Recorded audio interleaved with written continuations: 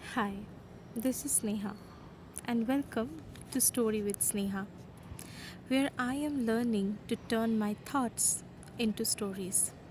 Well, this is not a perfect log. It's not about aesthetic mornings or productive routines.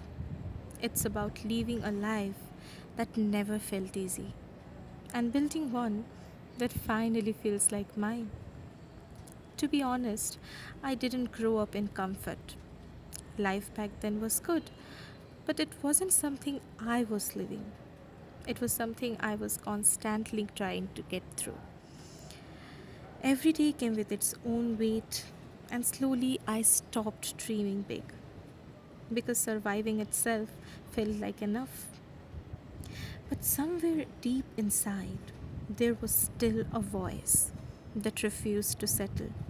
A quiet voice that kept saying, there has to be more than this. And one day, I listened to that voice.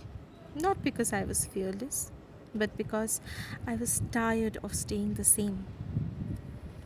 And that's how I arrived in Bangalore, a city that didn't know me, and a version of me that was still figuring herself out.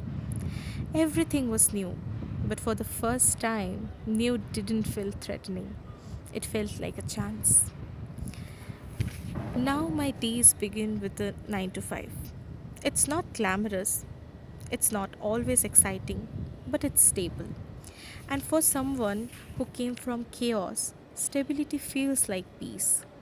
I am learning things I was never taught before: discipline, consistency, independence, and showing up even when I don't feel like it.